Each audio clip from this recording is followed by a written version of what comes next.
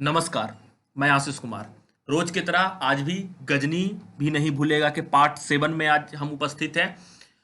आज भी हम साइंस के इम्पोर्टेंट जो सवाल जो कि प्रीवियस ईयर में किसी ना किसी एग्जाम में पूछे जा चुके हैं उन्हें डिस्कस करेंगे। बेसिकली आज का जो हम सवाल डिस्कस करेंगे ये, अगर हम सिलेबस से बात करें तो ये क्लास 9 का सवाल होगा, कुछ सवाल क्लास 10 का हो सकता है, और ये वो सवाल हैं जो कि प्रीवियस ईयर में पॉलिटेक्निक के एग्जामिनेशन में पूछे गए हैं।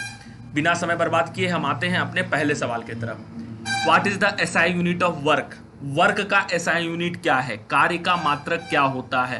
ठीक है, तो कार्य का मात्रक क्या होता है ये आपके सामने सवाल है। ठीक है, लेकिन आइए हम इसके जवाब पर बात करते हैं कि इसे हम कैसे सॉल्व करेंगे। सबसे पहले कार्य क्या होता है, वर्क हम किसको बोलते हैं। अगर हम वर्क पर बात करेंगे, ठीक है, कंसेप्ट पर हम पहले बात करेंगे, उसके बाद थ्योरी पर आएंगे, ठीक है, आंसर पर बात करेंगे। 4 ऑप्शन आपके सामने दिया हुआ है, लेकिन सबसे पहले बात करते हैं एसआई यूनिट हम किसको बोलते हैं। देखिए, दुनिया में हर चीज को नापने का अपना अपना यूनिट होता है। ठीक है, अब आप अमेरिका में जाके, अब गांव देहात में हम लोग बोल देते हैं कि हाँ एक एक पसेरी आलू दे दीजिए, 1 गज दूरी का बात कर देते हैं, 1 हाथ कपड़ा ले आओ, 2 हाथ रस्सी ले आओ, ऐसे करके बोल देते हैं। लेकिन क्या यही सब बात जाके अमेरिका में आप बोलिएगा? कोई समझेगा? सोच के देखिए थोड़ा सा। तो उसके लिए क्या किया गया कि भाई कुछ ऐसा चीज बनाओ जो कि भारत वाला भी समझे, इंग्लैंड वाला भी समझे, अमेरिका वाला भी समझे, जो भी देश है पूरा दुनिया में सब समझे। इसके लिए एक इंटरनेशनल स्टैंडर्ड यूनिट बनाया गया सब चीज के लिए। ठीक है, तो उस चीज उसको हम एसआई यूनिट बोलते हैं, इंटरनेशनल स्टैंडर्ड।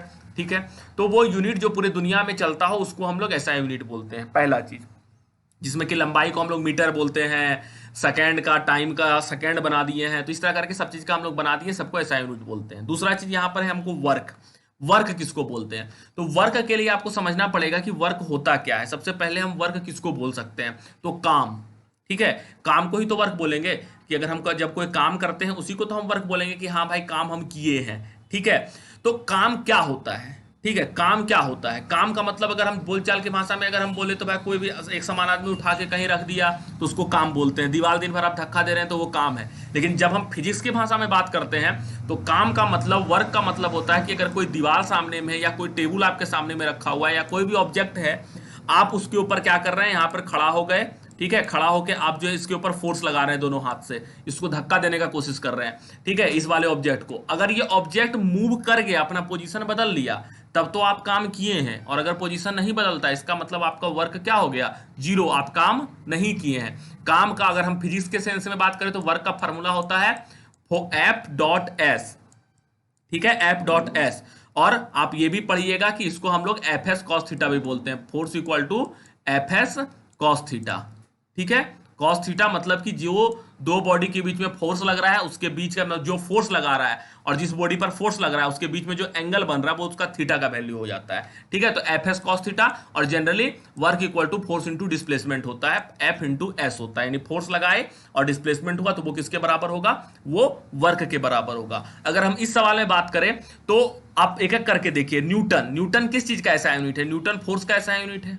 ठीक है, अच्छा, वाट किस चीज का ऐसा यूनिट है? पावर का ऐसा यूनिट है। डाइन, डाइन किस चीज का ऐसा यूनिट है? देखिए, हम लोग जब यूनिट बनाते हैं तो 3 तरह का यूनिट हमारे देश में चलता है, पूरे विश्व में चलता है। एक एमकेएस चलता है, एक सीजीएस चलता है, और एक एफपीएस चलता है। सीजीएस चलता है, एफपीएस चलता है।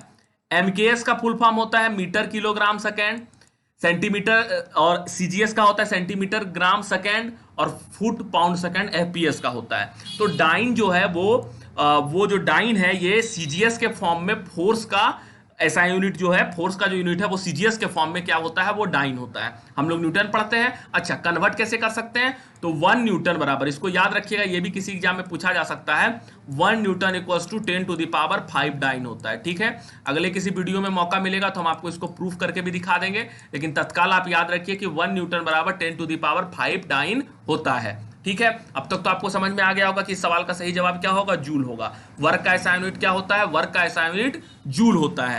अच्छा, एक बात तो ये समझ में आया, एक बात और आप समझ लीजिए कि वर्क के जगह किसी भी सवाल में अगर आपको हीट दे दिया जाए तो हीट का भी ऐसा यूनिट क्या होगा?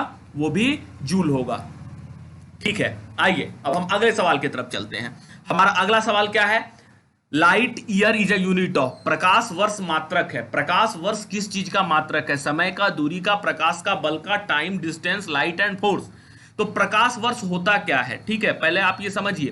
तो ठीक है, तो हम सबसे पहले प्रकाश वर्ष पर बात कर लेते हैं कि प्रकाश वर्ष क्या होता है। तो सबसे पहले हम लाइट पर बात करते हैं। देखिए, ज्ञात पदार्थों में दुनिया में जो कुछ भी अब तक हमको ज्ञात है, जानकारी जिस जिस चीज का है, जो चलता है, क्या क्या चलता है, हाथी, घोड़ा, हवा, और कह लीजिए आप क्या, मेटल, नॉन मेटल, मतलब जो जिस चीज में मोशन हो रहा है, ठीक है, जो चल रहा है, जिसको हम फेंक देते हैं, हाथ से मेटल को फेंक दिए, नॉन मेटल को फेंक दिए, गाड़ी चल रहा है, बुलेट ट्रेन चल रहा है, दुनिया में जितना भी चीज चल रहा है, उसमें से एक आपका क्या है, लाइट भी है जो कि चल रहा है। तो लाइट का जो स्पीड होता है, स्पीड ऑफ लाइट, वो क्या होता है, 3 × 10⁸ मीटर पर सेकेंड।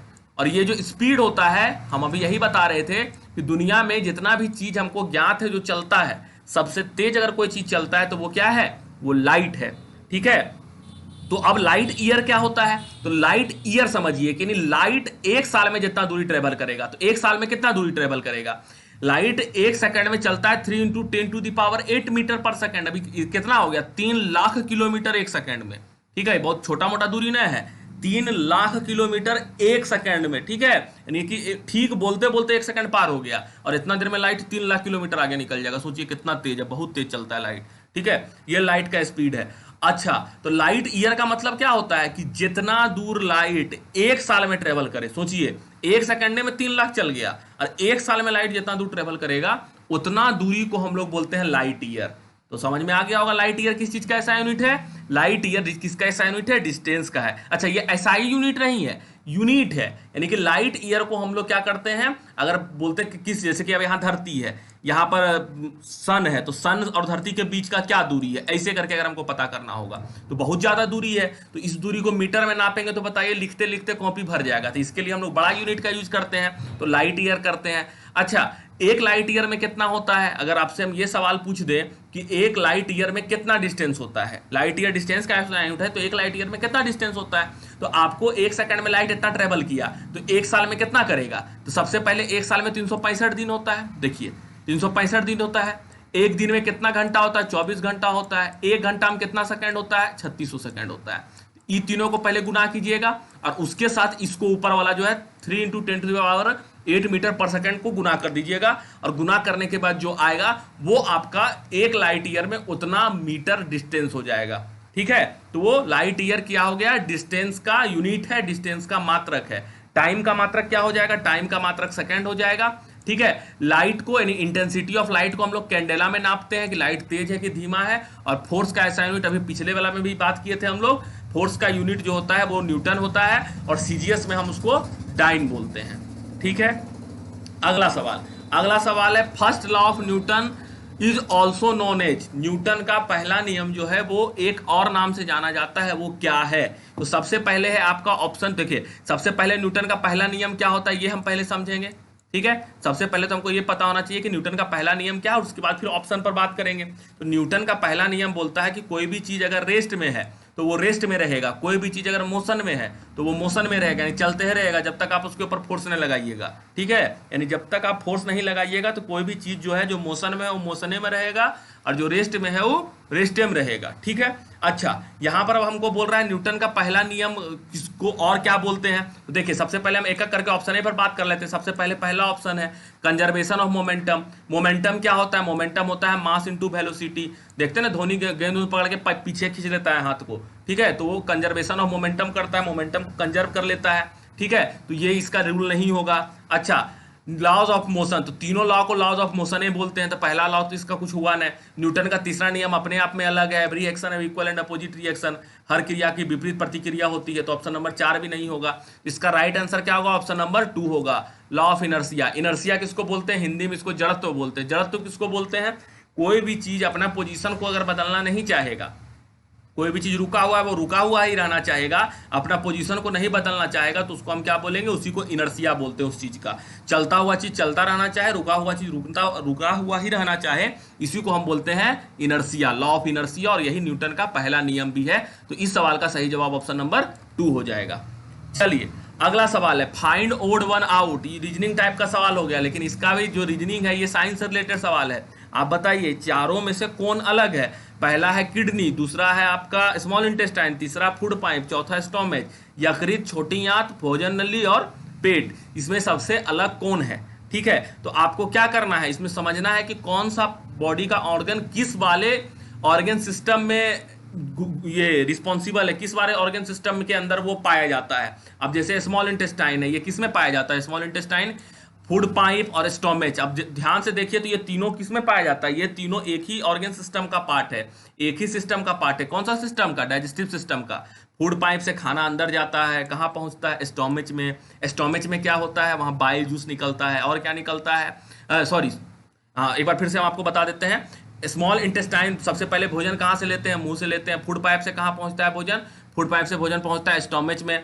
स्टोमेच में क्या क्या निकलता है, स्टोमेच में HCl निकलता है, और स्टोमेच में क्या निकलता है, HCl के साथ साथ म्यूकस निकलता है, ताकि HCl से पेट जले नहीं। अच्छा, पेट में एक जो होता है आपका पैंक्रियाज से पेप्सिन का सेक्रेशन आता है। पेप्सिन का काम क्या होता है, प्रोटीन को डाइजेस्ट करना होता है।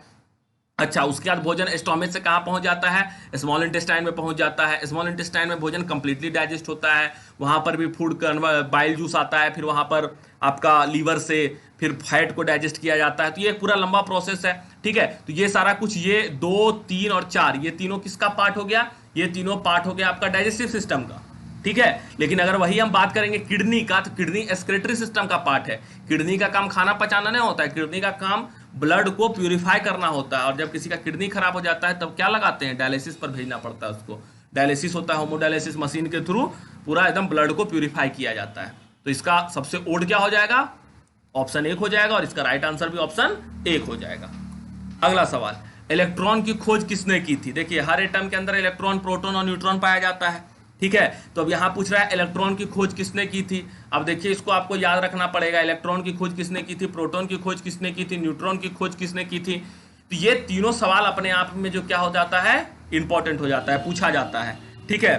तो कैसे याद रखेंगे इसको, ठीक है। तो इसको आपको याद रखना है ईटा पर नाच, ठीक है। हिंदी में वो तरीका होता है याद करने का, ईटा पर नाच, ठीक है। ईटा पर नाच कैसे याद रखेंगे, ईटा पर नाच को देखिए कैसे याद रखेंगे। पहले हम लिख देते हैं ईटा पर नाच कैसे याद रखेंगे। ई से इलेक्ट्रॉन, टी से थॉमसन, यानी इलेक्ट्रॉन का खोज किसने किया था, जे थॉमसन ने किया था। इसका जवाब ऑप्शन नंबर 1 हो गया। पी से प्रोटोन, पर बोले हैं तो पी से प्रोटोन और रो से रदरफोर्ड, तो प्रोटोन का खोज किसने किया था, रदरफोर्ड ने किया था।